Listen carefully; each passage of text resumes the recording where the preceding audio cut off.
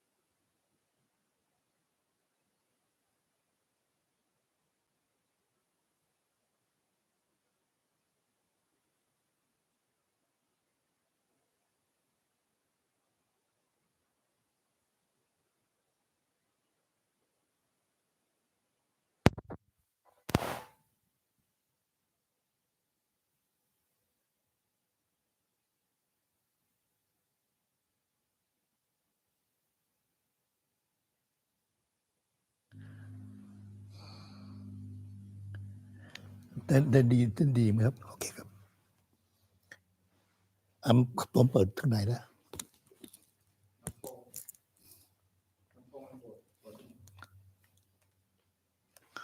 How is it now? Can you hear me okay? Good. All right. Let's start with the chanting first, as always.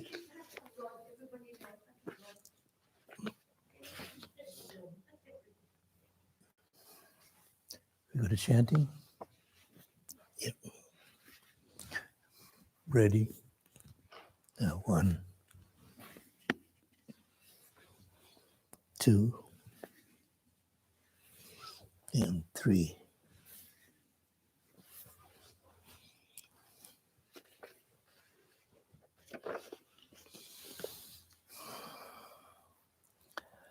Arahang Sama Sambuddho Bhagava. The Blessed One is worthy and rightly self-awakened. Buddhang Bhagavantang Abhivademi. I bow down before the awakened Blessed One. Sawakato Bhagavata Dhammo. The Dhamma is well expounded by the Blessed One. Dhammang Namasami. I pay homage to the Dhamma. Supatipanno Bhagavato Sāvaka Sangho. The Sangha of the Blessed One has practiced well. Sanghang Namami. I pay respect to the Sangha. Namo tassa bhagavato arahato samma sambuddhassa. Namo tassa bhagavato arahato samma sambuddhassa. Namo tassa bhagavato arahato samma sambuddhassa. I pay homage to the Blessed One, the Worthy One, and the right self-awakened One.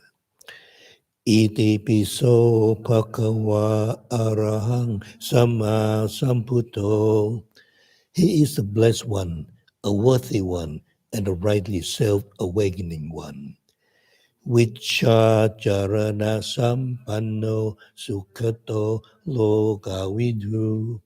Consummate in knowledge and conduct, one who has gone the good way, knower of the cosmos. Anuttaro puritsa dhammasarati satta deva manutsanang buddho bhagavati. An excelled trainer of those who can be taught, teacher of human and divine being, awakened and blessed. Sawakato Bhagavata Dhammo. The Dhamma is well expounded by the Blessed One. Santitiko Akaliko Ehipatsiko. To be seen here and now, timeless, inviting all to come and see. Opanajiko Pachatang Veditapo Vinyuhiti. Leading inward, to be seen by the wise for themselves. Supatipanno Bhagavato Sāvaka Sangho. The Sangha of the Blessed One disciple who have practiced well. Uchupatipanno Bhagavato Sāvaka Sangho. The Sangha of the Blessed One's disciple who have practiced straightforwardly. Yaya patipanno bhagavato sāvaka sangho. The Blessed One disciple who have practiced methodically. Sami patipanno bhagavato sāvaka sangho. The Sangha of the Blessed One disciple who have practiced masterfully. Yadidang Jatari Purisa Yukani Atta Purisa Pukkala. That is the 4 pairs, the 8 types of Noble One. Esa Bhagavato Sāvaka Sangho. That is a Sangha of the Blessed One's disciple. Ahuneyo, Pahuneyo, Takineyo, Anchali Garaniyo. Worthy of gifts, worthy of hospitality, worthy of offerings, worthy of respect. Anuttarang punyaketang lokasati, the incomparable field of merits for the world.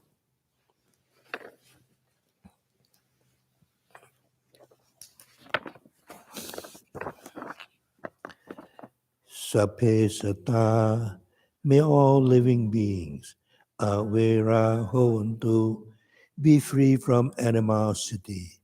Apaya pacha hontu, be free from oppression. Anika hontu, be free from troubles of all kinds. Sukhi atanang pariharantu, be protected for their own happiness. Sape sata, may all living beings, dukkha pamuchantu, be free from stress and suffering.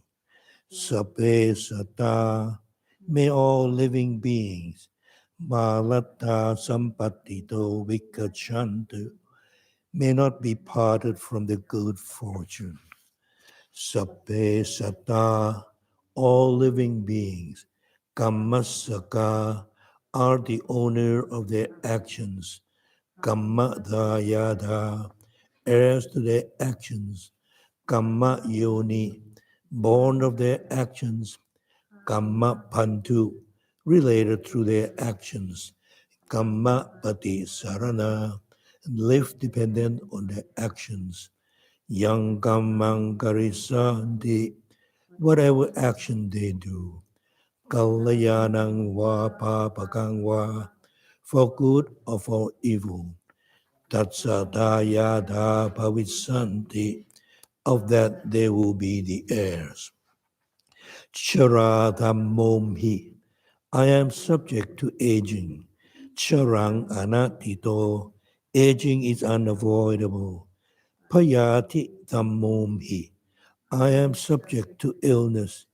Payating anatito, illness is unavoidable. Marana dhammomhi, I am subject to death. Maranang anatito, death is unavoidable. Sapehi me piyehi manapehi nana bhavo vina bhavo.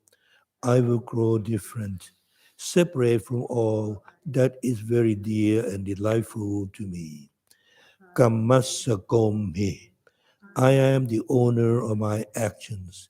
Kammatayado, heir to my actions. Kamma yoni, born of my actions. Kamma pantu, related through my actions. Kamma pati sarano, and live dependent of my actions. Yang kammang karisami, what I do. Kalayanang va babakang va, for good or for evil. Tatsatayato pavisarmi, to that I shall be the heir. Ewang amhehi apinang pachawekitapang. Thus we should often reflect on this. Aya meva kayo, this body of mine. Uttang patatala, from the sole of the feet up. Ato kesa mataka, from the top of the hair down. Tacha pariyanto, enveloped by the skin. Purona napakarasa asuchino, is full of manifold impurities. Chekucho particulo, all of them are unclean. Atuang chimitang, life is inconstant. Tuwang maranang, death is constant. Awatsang maya maritapang, surely we shall die. Marana pariyo sanang me sivitang, life has death at the end. Chivitang me aniyatang, Life is uncertain. Maranang me niyatang. Death is certain. Anicca sankhara. All conditioned things are impermanent. Tang kuteta lapa. Because of this, how can they permanently exist? Let it be. Rupang anicchang. Form is impermanent. Vedana anicca. Feeling is impermanent. Sanya anicca. Perception is impermanent. Sankhara anicca. All conditioned things are impermanent. Vinyanang anicchang. Consciousness is impermanent. Rupang anatta. Form is not self. Vedana anatta. Feeling is not self. Sanya anatta. Perception is not self. Sankhara anatta. All conditioned things are not self. Vinyanang anatta. Consciousness is not self. Sappe sankhara anicca. All conditioned things are impermanent. Sappe dhamma anatta. All natural phenomena are not self.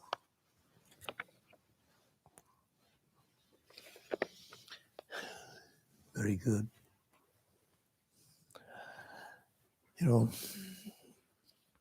It takes only about 10 minutes to do the chanting, so which I recommend to all, because I memorize all of them. So before I drop off to sleep at night, I just do that. It always reminds you, what life is all about. Okay, and sometimes you feel kind of disappointed in yourself that you haven't done anything better, because you have wasted a lot of time. For me especially. And the first thing I want to sort of remind all of us that the reason or the purpose why we are here.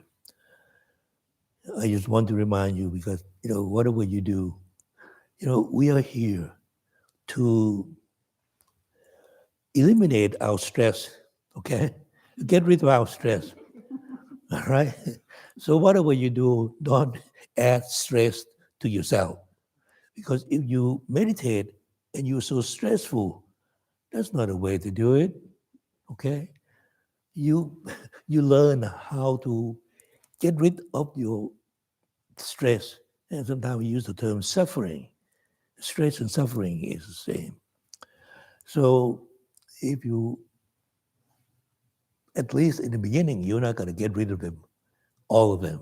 So you have to take it easy, get rid of them one at a time, okay? And in order to do that, there is something that the Buddha always reminds us.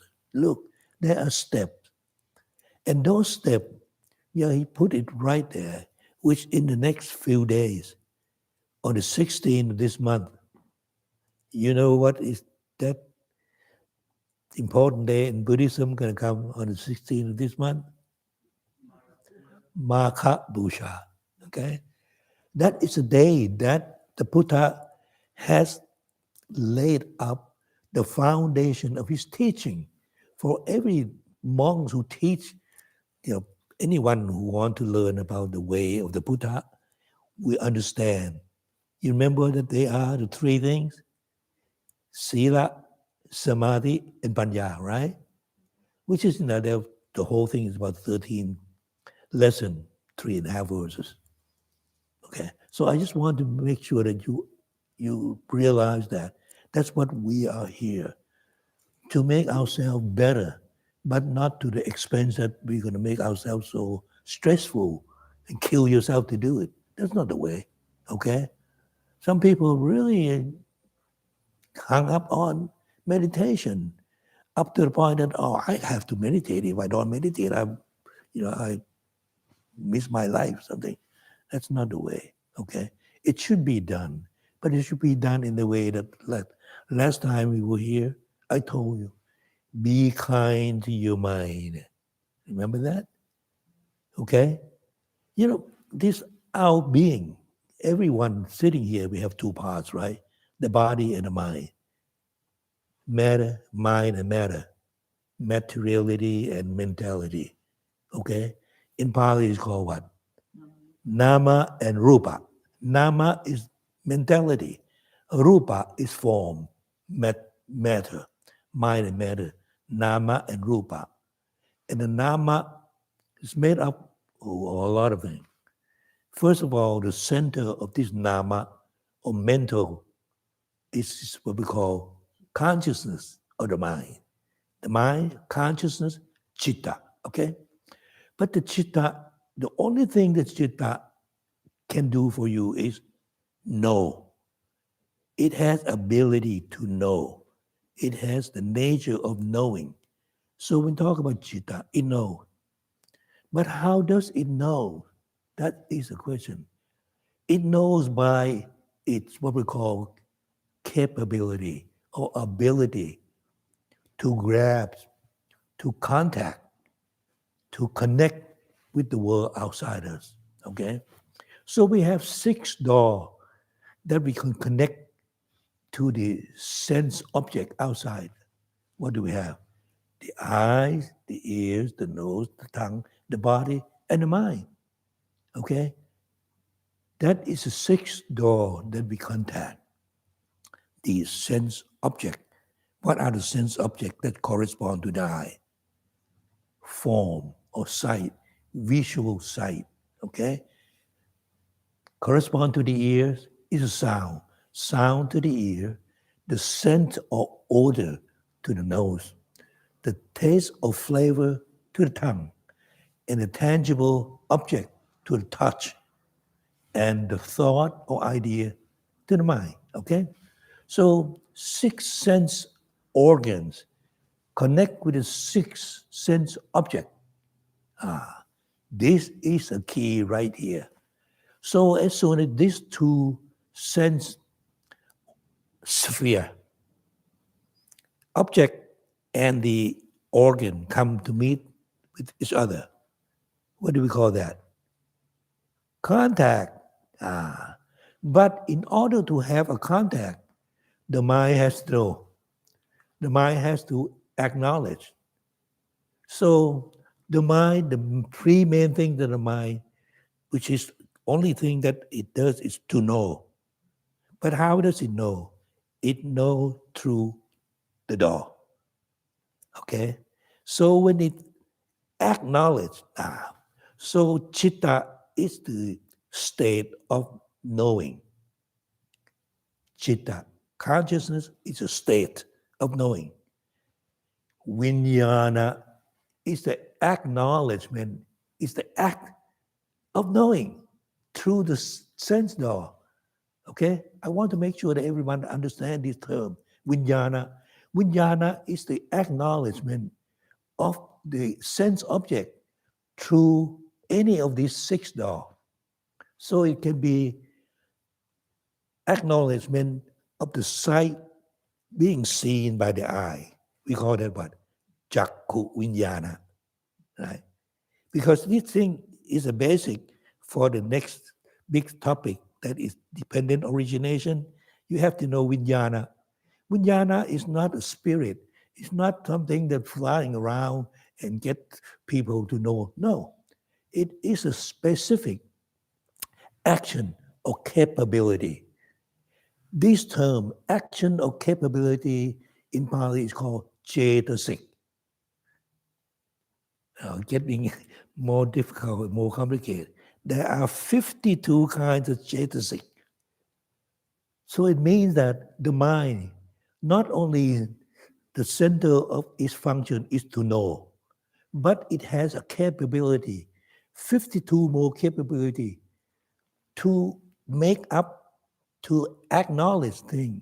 For example, when we think about to contact, that is a capability of chitta, to contact the sense object. In Pali, it's called phassa, right? Phassa is contact. But it cannot be contact unless the mind acknowledges that. So in other words, before the mind know that there is a sight, they come into the eye. The mind has to acknowledge that, hey, there's a sight, there is the eye. Both of them are working. Come in contact. The mind has to acknowledge. So the mind or vinyana has to be there to have what we call patsa. If just the sight come in the meet with the eyes, but if the person is unconscious, do you think he will see? Of course not. He can't see. So he has to be conscious. That is, chitta has to be working at that time. So chitta, so there are three components. Chitta, the consciousness, and the sight, which is the rupa, come in, meet with another rupa. Just like when you hit to ignition stone, okay? Keep hitting. What you get? Spark. That spark is vinyana. I put it very simple in the way that we can see, okay? Sometimes we play something, we hit something. When it's cool morning, you rub your hair, what happened to your hair? It stick out, right? Because there is electricity. So it's the same thing. You can even explain that in the term of physics, modern physics. Two things rub to each other, create electricity, the same thing. So vinyana is the acceptance of the mind that the eye see the object. So we have chakku vinyan, the eye acknowledge the mind acknowledge that the eye see the object. Sota vinyan, it is the acknowledgement of the mind that what? Hearing the ear, hearing the sound. And then kana vinyan, the mind acknowledged, but the nose is smelling the odor. And then rasa, or the tongue, consciousness of the tongue, that taste of the flavor. So all of this has to be there, any of these six senses, to be called vinyana, okay? So I want to make sure that you understand this vinyana, because the third factor of dependent origination is what? Avijja, sankhara, vinyana. Vinyana come in the third, okay? So now we understand that vinyana, that's what it means. It means that it is ability of the mind to acknowledge the sense object that come into your brain. Okay, the brain is an organ of consciousness. The brain is not chitta. The brain is not the mind. The brain is the instrument of the mind. Okay, make sure. The brain and all the nerve throughout the body.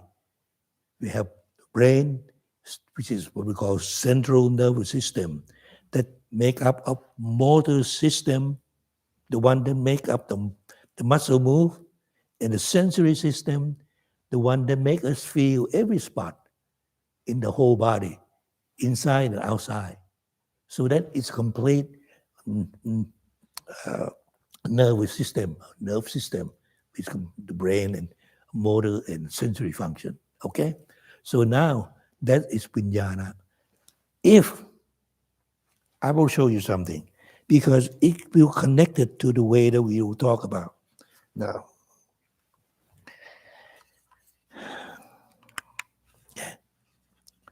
I have a light right here.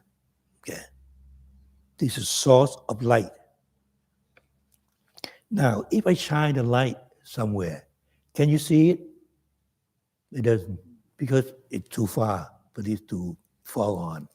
But if I put it right there, can you see it? So now, this is a source of light, which is the wave of all the consciousness around us. Consciousness is the energy, right? Ability to know is the energy. It's not the thing that you can see. When you say, I know, can you describe or can you show us what you know?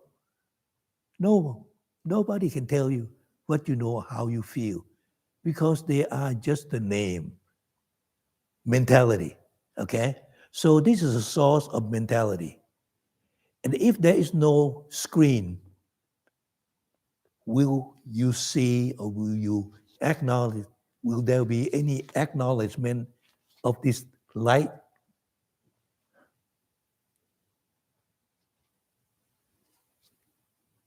So this is a screen of acknowledgement. It's a field of vijnana.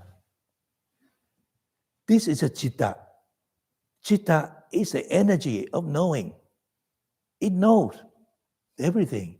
But only when you have a screen to accept that, so the knowing will be obvious to everyone. Okay. This is a little bit, maybe not complicated, but you have to really think of this. This is almost like a knowledge, okay?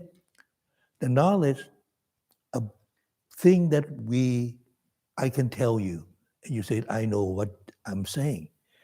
But if you don't acknowledge that, is that knowledge going to be present anywhere? It won't, because there is no screen to accept that. So you have to have a vijnana as a field to accept that energy. It's like this light energy. So the consciousness is the acknowledge. It is the energy that I can extend to you. But if you cannot acknowledge that, there is no energy that extends to you, correct? So you have to have something to accept that, just like this light. Yeah. God, there's nothing to accept that. So you have to have certain. So vijnana is actually some place that we can plan, so we can see, we can grow, we can do something about it. And this light, the ability, a quality of this light is the same as the quality of the energy of the mind that we send out, or the quality of the knowledge that I give to you, something like that. Okay? So that quality, if it fall into the deaf ear, so what's going to happen? Nothing, right? It's only going to happen, something going to happen when the ear is accepting that. So if there is something to accept this light, you can see the light. If there's nothing to accept the light is no longer present. Well, there's a light. The screen itself is a sixth sense object, right? Isn't it? I'm sorry? The screen itself, that, like when Yeah, this screen. Okay. Or Yeah. your hand, Uh-huh. that itself is the sixth sense object. It's just anything. Okay? For example, this is what the Buddha used in his word. The sun rises in the east. You have a home that there's a window open at the east side of the house. If the sun rises, come in, okay? It would shine to every part in the world, correct? But if the sun come through the window on the east side, where will that light fall in? On the west side of the house, west wall, right? This is east wall, west wall. If the sun comes in through the east window, gonna fall on the west wall of the house. But if there is no west wall of the house, where would the sun be? Go through it, right? Can you see the sun? You can't, because the sun may fall onto the earth. Okay? Just like right now, the sun is falling on the earth. Okay?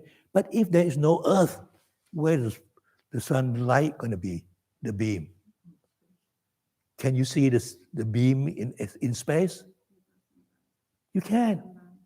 Unless you have some screen or object to accept that. That acceptance, it is a vinyana right there. Not the object, Observe? since object has to be there in order vijnana to That's right. develop, right? Right. So it's inseparable. To accept that, you have to have something to accept that.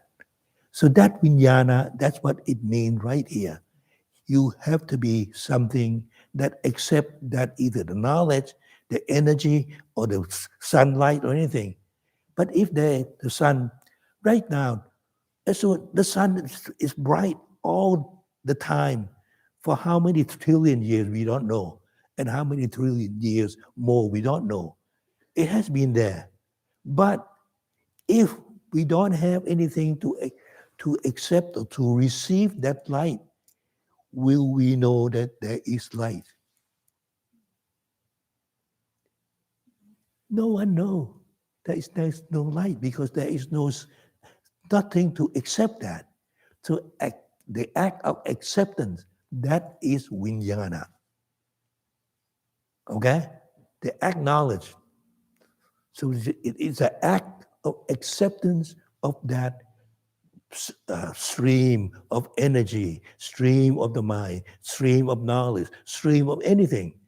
Then you have to have something to receive that. That's something that is the field of vijnana. So you have to have vijnana, you have to have the light, and you have something that to beam. So there's 3 words in Pali that you need to understand.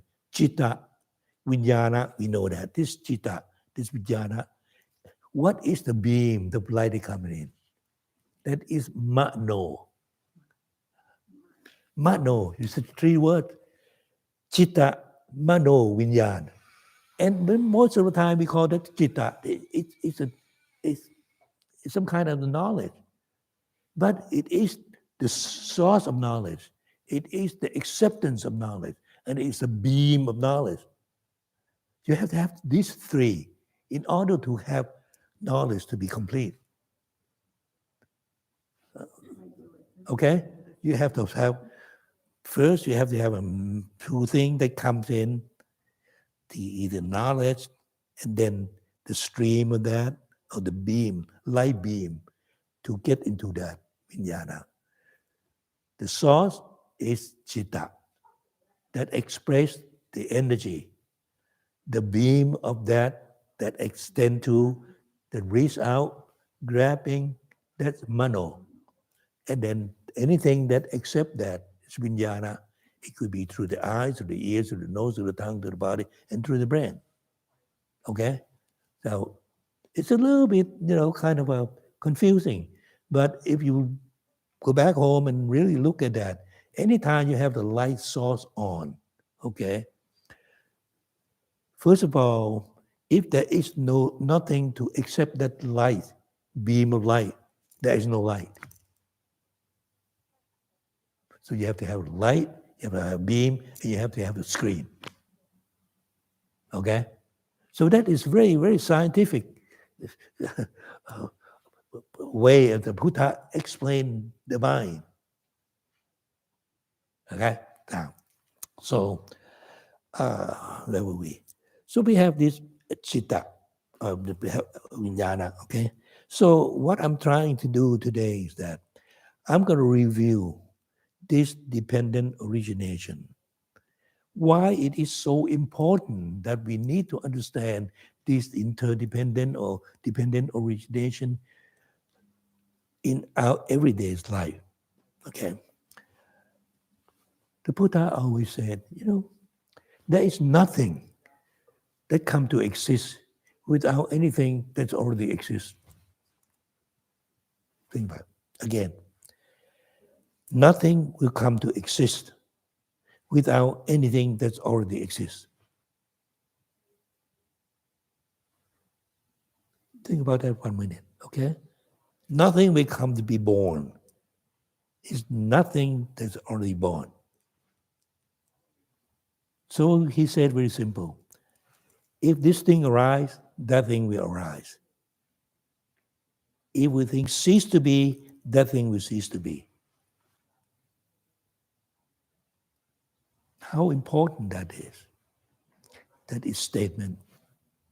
Because this is actually, he explained the cause and effect. I'm a doctor, so this is the way I explain the best. If there is no cause of illness, will there be illness? So if there is a cause of illness, there will be illness, correct? So that means that you have to have a cause of illness to have illness. Just right now, what do we have? We have SARS-CoV virus that caused COVID-19, isn't it? If there were no SARS-CoV virus, which is a coronavirus SARS strain, if there is no coronavirus SARS strain, there won't be any COVID-19 pandemic that we have, correct? So if we want to get rid of pandemic, COVID-19, we got to get rid of the SARS-CoV virus.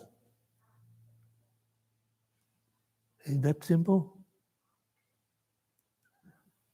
If you got a headache, there's got to be a cause of headache, right?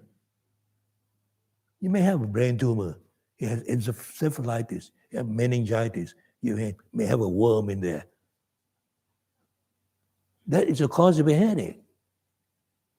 So in order to get rid of cause your headache, you have to get rid of that worm, get rid of that tumor or cancer or whatever it is, right? You cannot just get rid of say, I'm going to get rid of my headache. No, you have to get rid of your cause of your headache. So the stress is the same thing. I'm so stressful. So what caused you to be stressful? If you don't know that caused you stressful, you're going to be stressful, period.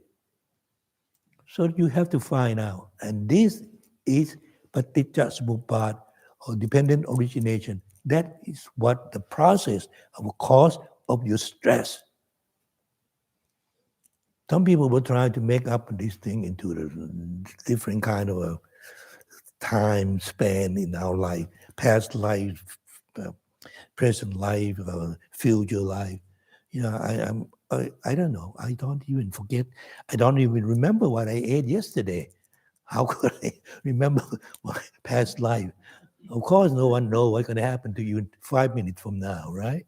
So, you know, I live in the present. I want to do that. So, Paticca Samuppada, dependent origin, just tell you in the exact term, the process of why you're stressful at this very moment. Okay? So, let's review that, right? So, what is the first thing the Buddha said that is the cause of your stress? He said avijja, right? Avijja, paccaya, sankhara.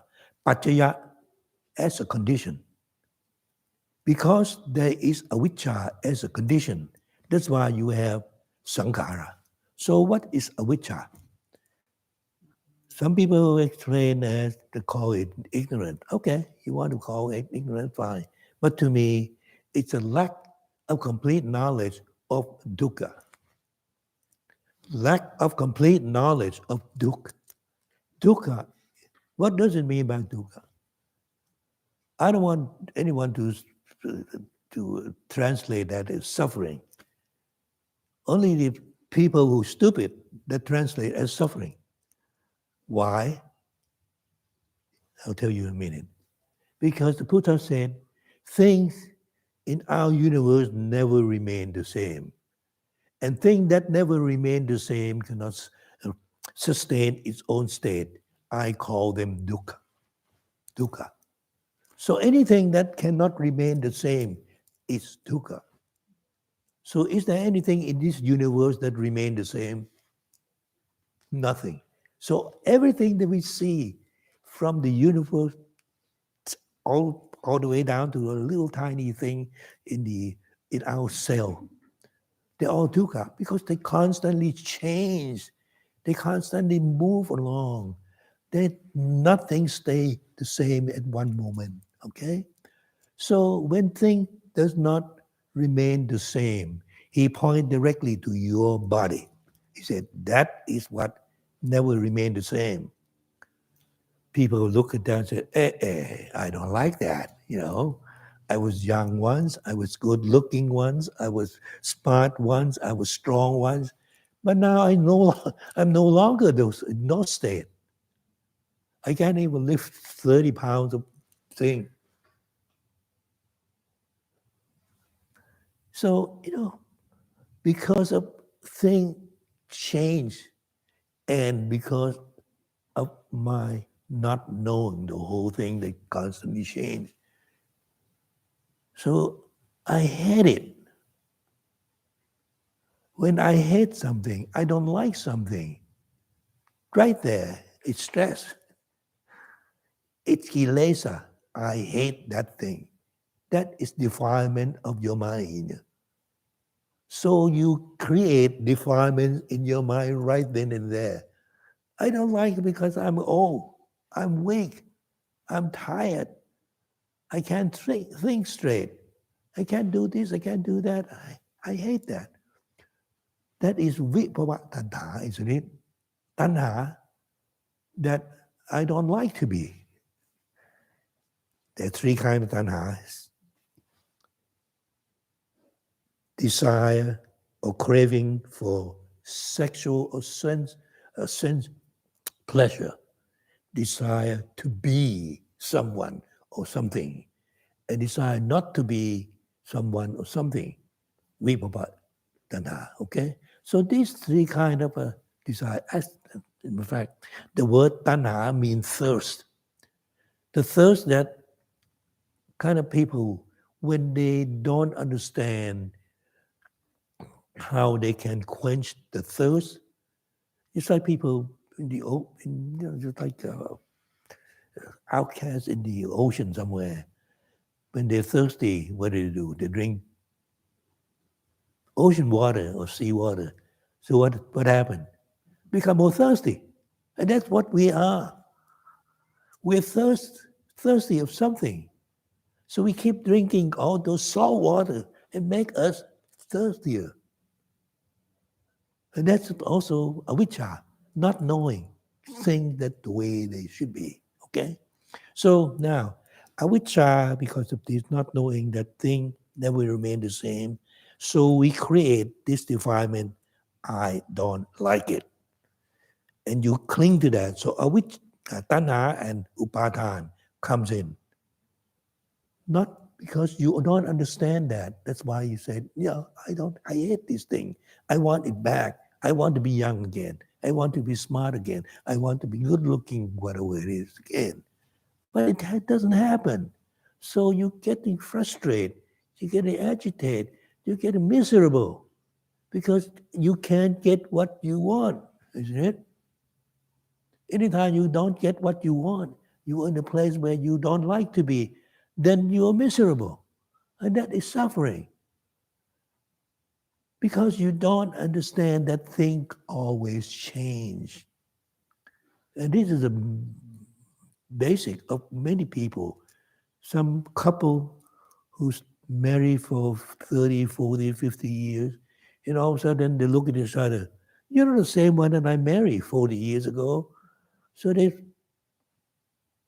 break apart. It happened, okay? Because they don't understand things that never remain the same. So that's avijja, okay? Not knowing the truth of dukkha, not knowing the origin of dukkha, not knowing the end of dukkha, not knowing the way that lead to the end of dukkha. So these four not knowing, that's what lead you to think, I want that back, I want this, I want to have, so on and so forth. So you're miserable, okay? That's why I said the people who translate dukkha as suffering, they're stupid themselves because they don't understand things. That's why if you see, that's where they are. Right then and there, that suffering is gone because that's the way it is, okay? So when we come to this, the dukkha, right there. When the Buddha saw the dukkha, he saw the cause of dukkha. Because I was stupid. I want to be young. I want to stay young. I want to stay healthy. I want to stay good looking. That's why I was miserable. But if I don't have that, I would be miserable. So he understand the cause of dukkha when he know dukkha. Remember I said in one sentence that anyone who really understands dukkha, we understand or know the cause of dukkha. Right there. Okay? So now we get to the point of avijja. Because you don't know this, that's the reason why sankhara. What is sankhara? Sankhara, sometimes we call what? Karma formation. I would translate that, okay? You fabricate something, you make up the story in your own mind. That's sankhara. That making up the story in the mind. They said, hey, because I don't do this, maybe if I can be something, I can do something. But sankhara in here, he only means three things. The intention, the karma formation, karma is intention, right? Intent, will to do, intent to speak, intent to act, intent to have thought. So we have three kind of intent. Vachi kama. Vachi is verbal action. Kaya kama, through the bodily action. And mano kama. Mano kama is the way you think. But as soon as you think, you create kama. You have to understand that. Anytime you make up any kind of decision, you make up any kind of thought, that is karma. Whether you know it is wholesome or unwholesome is another story. Because the Buddha always said, look, all things start with the mind, okay? So manokam is the one that starts.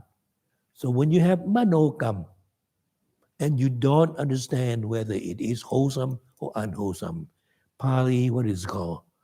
Kusala kama and akusala. Wholesome. What does it mean by wholesome? It is based on wise decision, intelligence, wisdom. You think with your wisdom, okay? And it is beneficial. It means it gives benefit to you and everyone, okay? So that is some people just use to add another term, skillful. Skillful means either thinking, acting, or saying.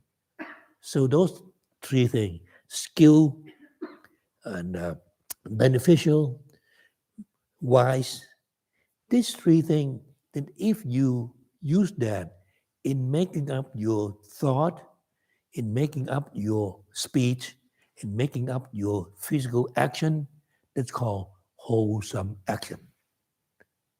The opposite is unwholesome. It causes a lot of miserable things. It's come from the dumb way of thinking, or it's not skilled way of doing things. Then it's unwholesome. The Buddha never used the word good or bad. He used wholesome, unwholesome, kusala or akusala. Okay, so make sure you understand the wholesome and unwholesome. So when you have this sankhara, because you don't understand, so you make thing in your mind, decision in your mind, right there, manokam. And if you're not mindful, you create unwholesome akusala manokam. Just like I talked to you earlier, if someone thinking, maybe today I'm going to go rob the bank. Okay, that's kind of unwholesome thought. So right there, you already commit karma. And karma is a process that being extended into your physical action and verbal action. And the karma is also the energy of your mind that being projected. Remember that. It kind of hard sometimes. I'll give you an example. If you see a dog, any dog, okay, and you say, I'm going to kick you.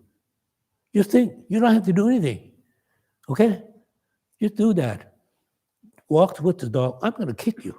I'm going to kick you. I'm going to kick you. And see what that dog reacts towards you. It's going to jump up and bite you. I can guarantee you. But if you extend that wholesome goodwill, hey, you killed dog. I like to batter you. It's okay with you? If you extend that kind of goodwill, that can be expressed. And sometimes people don't understand that the energy of your thought has, some people can read people's mind way back out, okay? They can do that. Telepathy. It has been recorded, it has been documented, all right?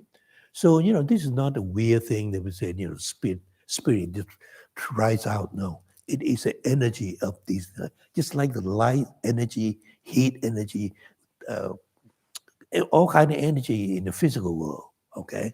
So that is sankhara. So it means that as soon as you don't understand dukkha, then you start to make up manogam. If you have a right mind, then you do kusala manogam. Then you act on with wholesome verbal and wholesome action. Okay? So this is sankhara. What is next after sankhara? Avicca patiya sankhara.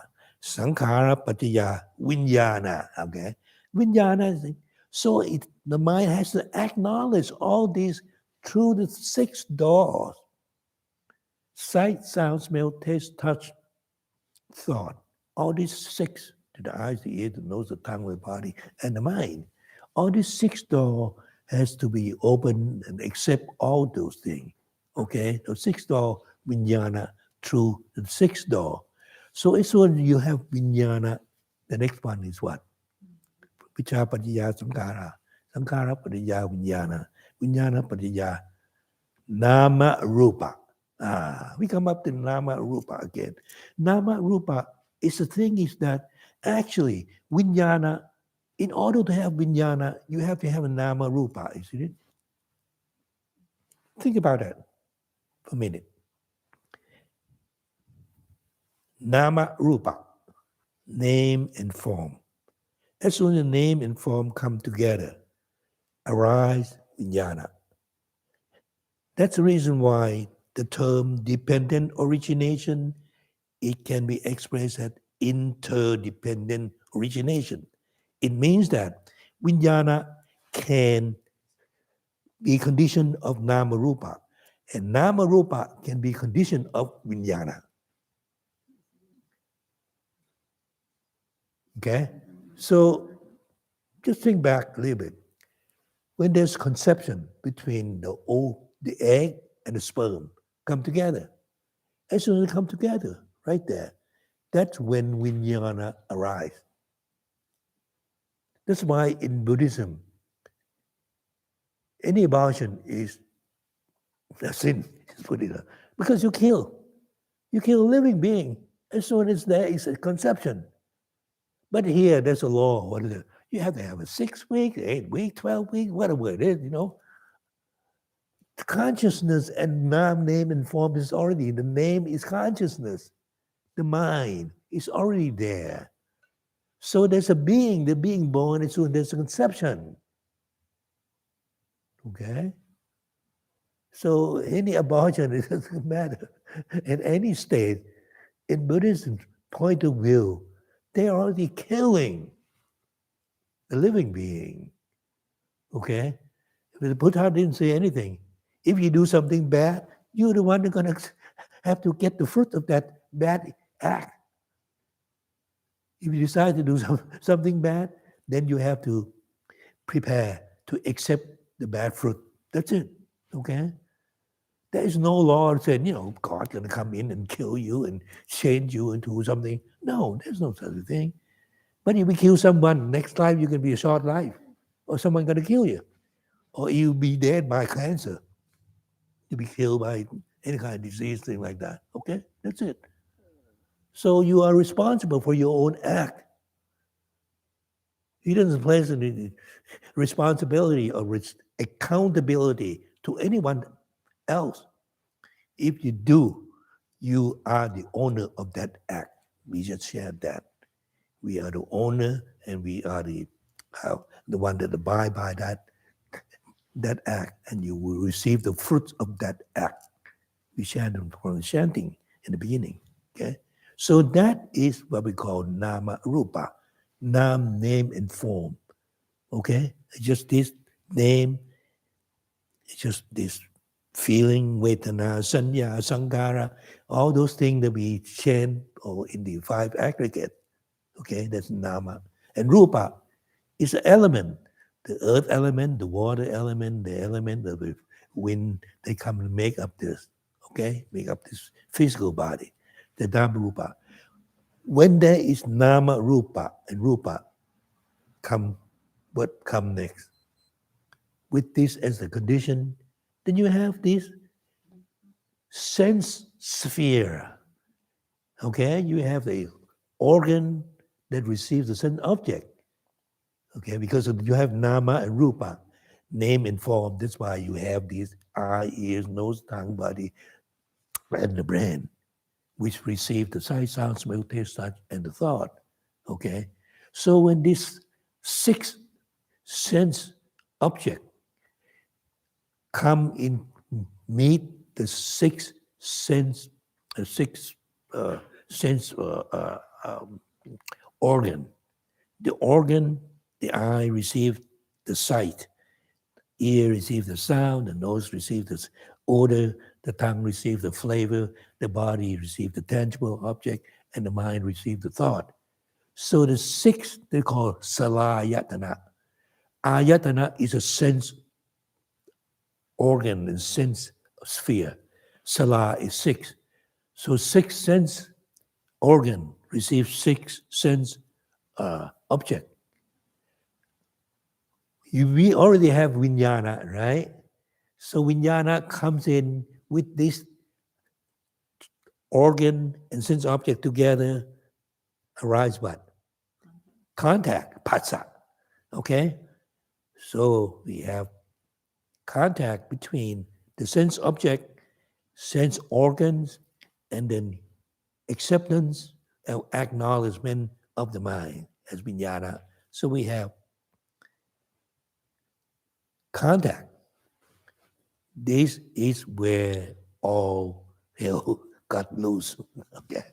Contact. All right. So what happened to contact? As soon as something contact your eye, what's the next thing that comes in? Vedana. Vedana is feeling, sensation. Okay. You see something? Oh, I'm so thirsty. I'm going to drink that. So this is good. I feel good seeing water when I'm thirsty, right? So Vedana comes in. So it could be pleasant feeling, could be unpleasant feeling, or could be neutral feeling. Okay? As soon as you have a pleasant feeling, okay, what happened there? Pleasant feeling. Just stop here. Think about that a minute. Pleasant feeling is pleasant. Yeah, I like it. I want it. So it's based on the three kilesa, isn't it? What is lopa? Attraction. I want it because it's pleasant, so I want it. So when you have a pleasant feeling, right there, kilesa of lopa group arise in your mind. I like it. I have it. I want it. I'm going to attach to it. I'm going to cling to it. I'm obsessed with it. So if it is unpleasant sight, so that is what? Dosa, right? The second group, dosa, okay? When you can make up your mind, it's okay. You don't know whether it's pleasant or unpleasant. That is moha. Okay, so in a matter of when you feel something, whether pleasant, unpleasant, and neutral feeling, there is it rooted from raga and ropa, dosa, and moha, right there. So the kilesa is arise in your mind. Okay, so feeling, all right, vedana, and that is what tanha come in next. Tanha is based on all these three root of kilesa. We have tanha. I like that. I love that. I want to be that. I don't want to be that. So these three things right there, tanha. And when tanha is just like a seed or the light, okay, that will shine on. Upadhan, that's his next step. Upadhan, what is upadhan?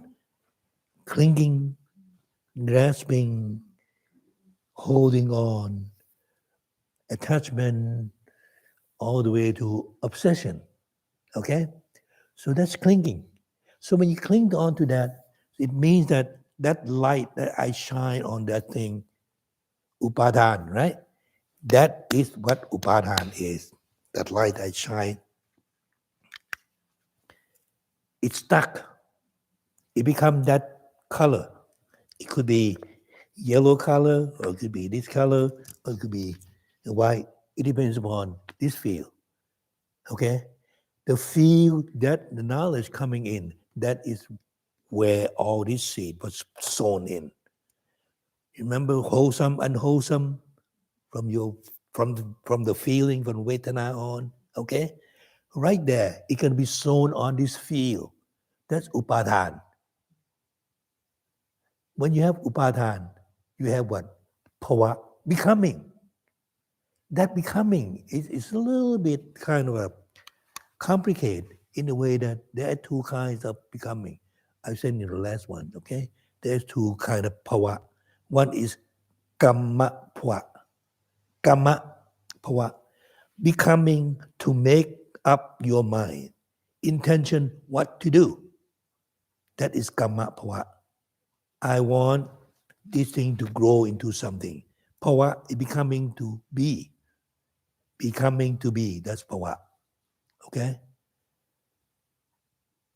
And by doing that, every thought moment that you have, every time you see, you hear, you smell, you taste, you touch, you think, all this come in the same, exactly the same way to this bhava, to this becoming. So as soon as you have an unwholesome thought comes in, you are becoming that kind of thought right there. It's so fast that it's nanosecond, million of a second. You already make up your mind what you want to be. You said, I hate that one. That hatred make you what? A hell being right then and there at that very moment. Okay? You get it? So as soon as you have that unwholesome thought, that becoming, that bhava become karma, that you sown it on and you will grow your mind to be birth, to be born. Shati. Shati is birth. So as soon as you becoming to be, you'll be born in that state. So anger, angry mind can be born in the hell realm. Confusing mind can be born in the animal realm. The hungry mind can be born in the hungry ghost realm. So you become that at that very moment. And so you have this hunger or thirst or something like that. You become a hungry ghost in the human form. You don't have to die to become one. While you're sitting here, while you're doing your work, you become that kind of a being right then and there. Everyone with me? Okay? All right. So your thought Every single thought that you have, that's a will, that's decision, that is a karma formation. We will put you right here, Pawa. Okay, that is what we call karma Pawa. In general term, in Buddhist sense of cosmology, he put it in 4 realms. One is what we call a sensuous realm that looking for sensual pleasure, sensuous realm, include all the way from the hell realm to human being and the demigod, the what we call divine being, okay? And then we have a form realm, rupa, Bhava. Rupa is, you can use the term fine form because we cannot see them. They can see us, but we don't see them. We don't have ability to visualize all those fine form being. And then the third one is rupa, no form. They don't have any form, so we cannot see, no one can see them. And the last one, the fourth Bhava is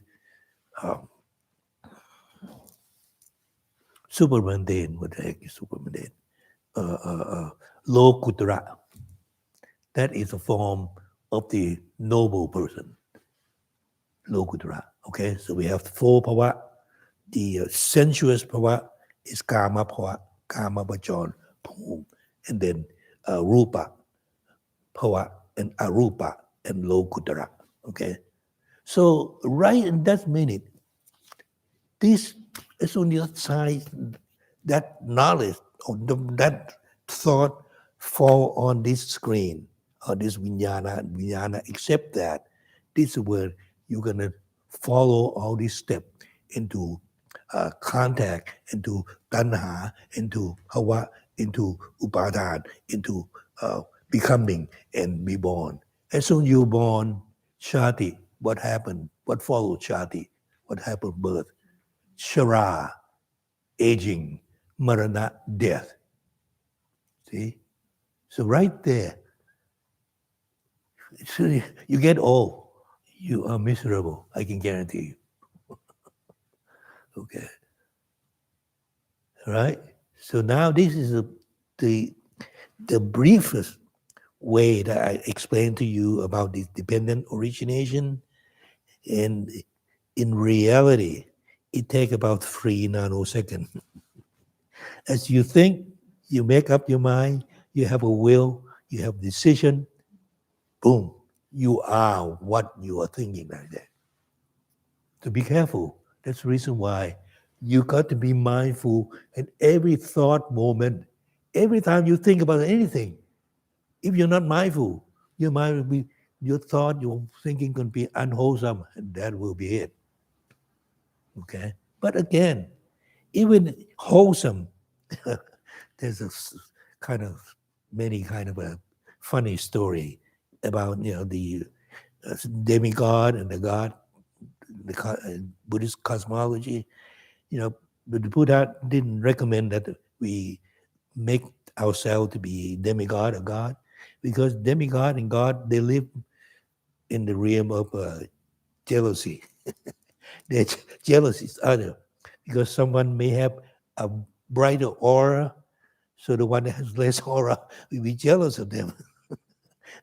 And some of them talk about the trees, divine being that live among the tree. Some of divine being only protect the tree, but they cannot eat the fruit. And some of them can eat the fruit of the tree. They don't have to protect. So there is a divine being that protect the tree, divine being that can savor the fruit of the fruit of the tree. So they are being kind of jealous among each other. I read that and said, well, I don't know. It's kind of funny. All right. So let's take a brief moment, stretch a little bit, and then we'll come in and I will guide you through the new thing. This is the thing that we call development of jhana. I hope that should be enough. I only make 10 copies from my home. Yeah. It's a brief description of how we can develop jhana or perfect concentration. Okay, the perfect concentration is the thing that we should, and to me, we must have in order to get us to the. Is there anything? Okay, that's good. I think Victor. I think Victor. Okay. Yeah, I only make only 10 copies. I thought it was going to be about 5, 6 people. That, that's okay. That's all right. Okay. That is what we're going to try to do today to develop jhana. Okay. So, while you're stretching, uh, I will tell you something about how we should, or how I have developed. This is my term. This is the thing that,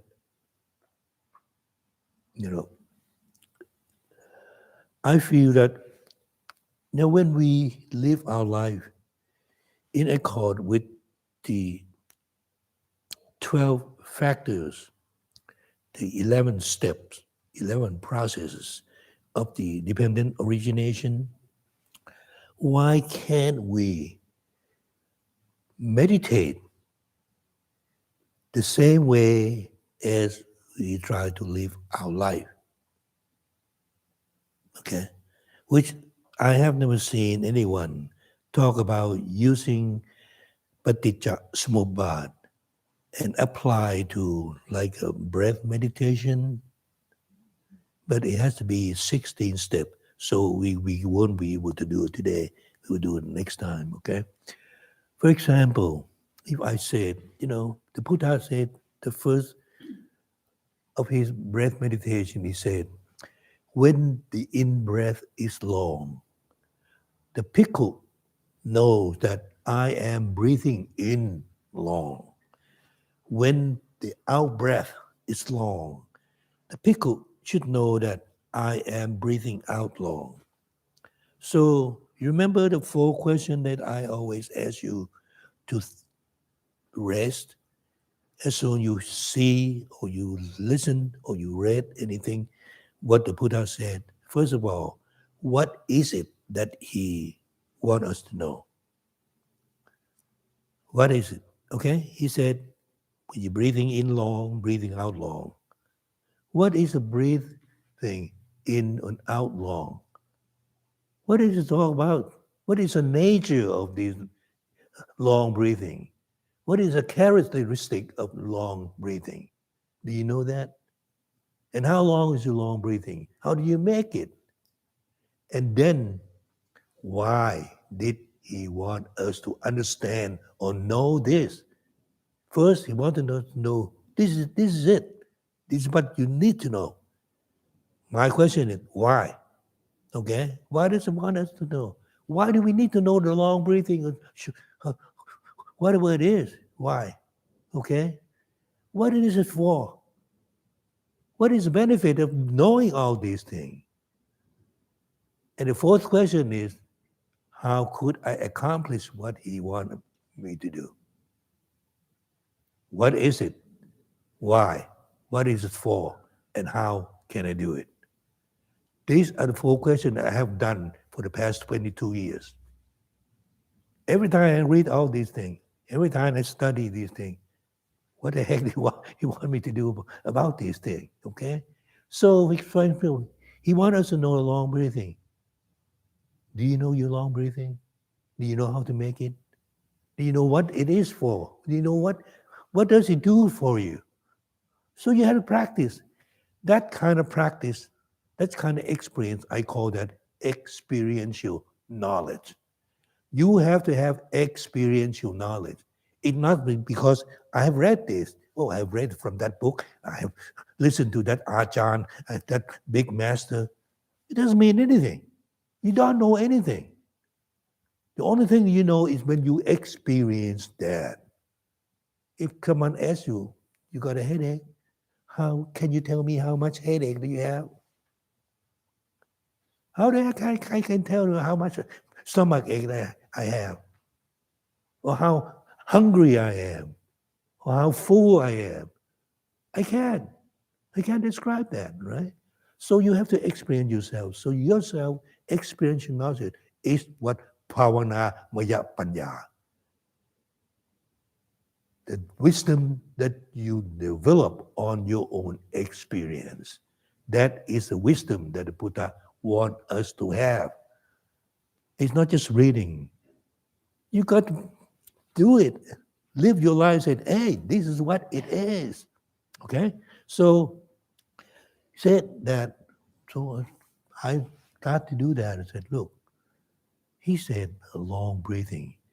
But if I, with this long breathing continuously as a condition, okay? Continuous long breathing as condition, what will happen? The body become orderly. The body become orderly because I have done practice continuous long breathing, long in breath, long out breath, not just a short while, continuously. Okay, I can do that, keep on and on. All of a sudden, yeah, everything seems to be in place.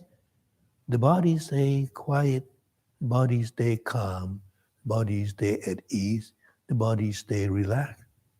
That is my experience.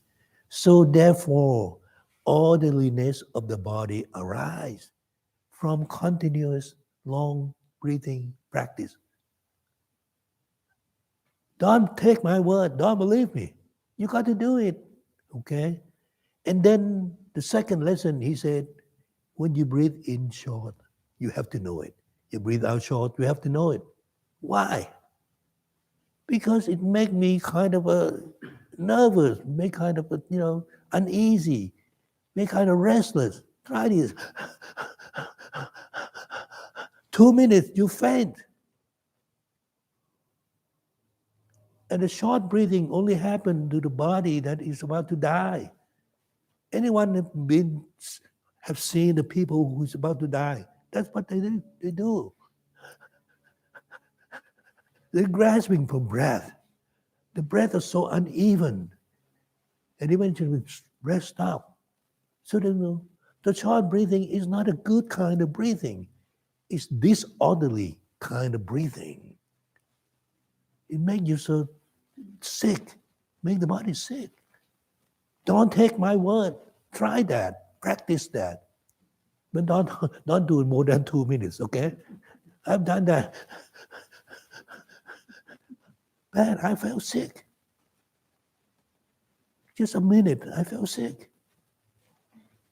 Okay? And that's what people who's about to die, or when they get a high fever, when the fever hit 104, they try to relieve the heat from their own body. That's what the body is doing. I have advantage because I've seen those things in my practice. Okay? So, but I don't want you to take my word, but I want you to practice that. So that's first two lessons, right then and there. That become my experiential knowledge. I know I have my insight. My insight has developed from my own experience. The third lesson, what did he say? He said, Sapakaya parisangvedi asasima samiti sikati. Experience the entire body while I breathe in.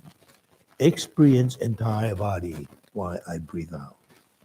What does it mean by entire body?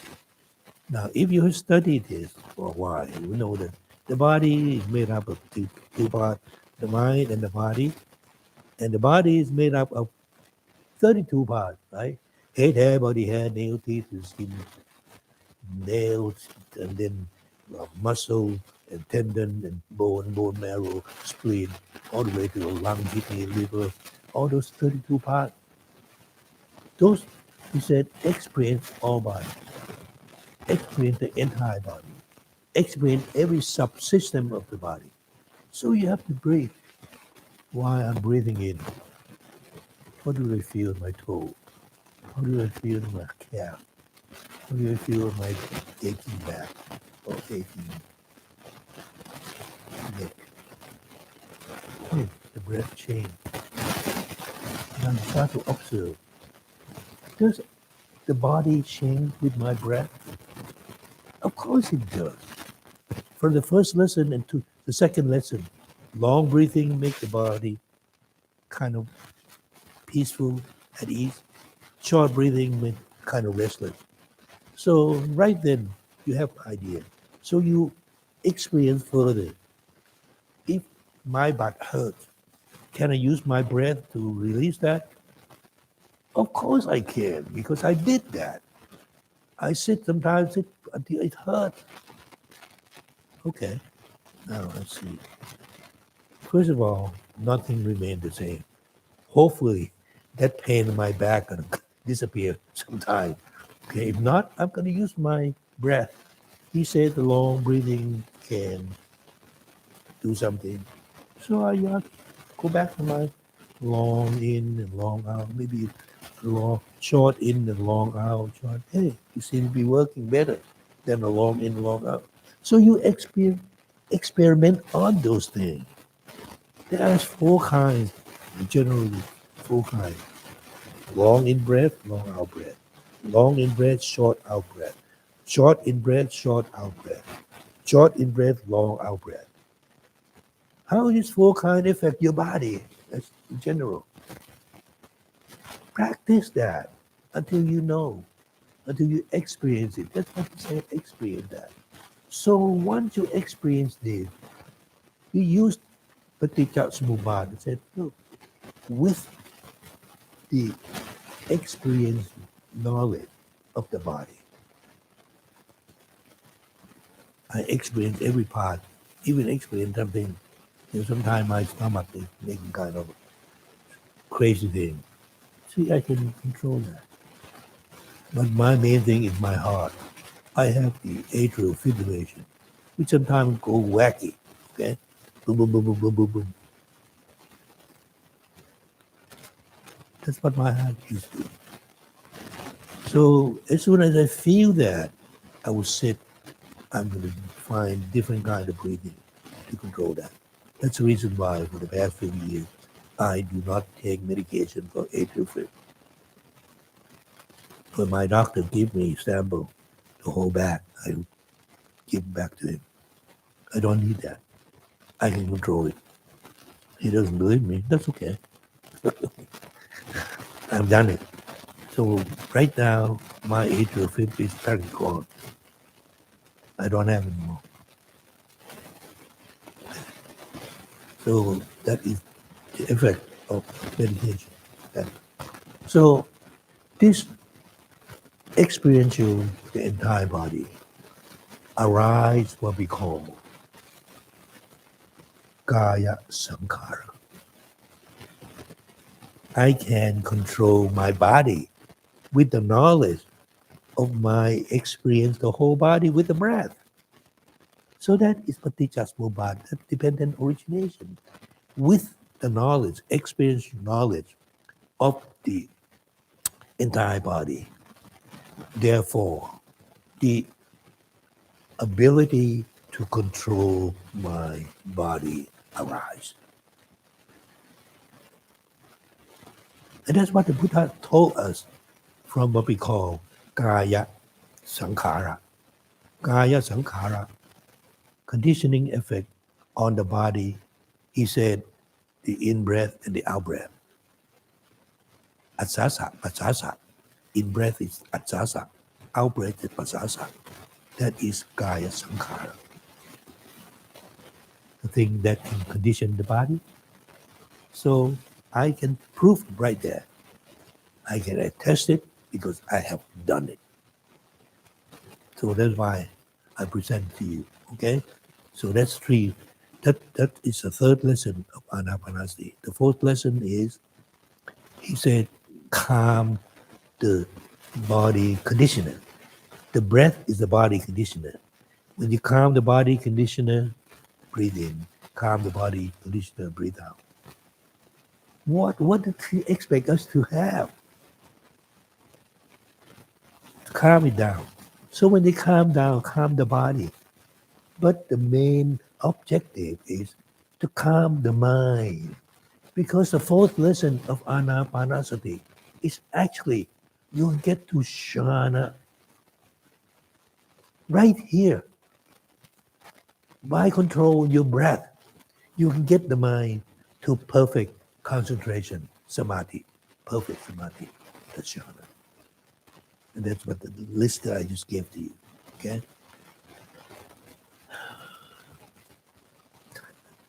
There's a lot of talk today. But it's a big topic because Patijas Mubad is the thing that is in my heart for so long. Just go ahead. Just stretch for about 2 minutes and come back and we will try that, okay? I'll give you some idea. At least just maybe we have about half an hour left, right? And we can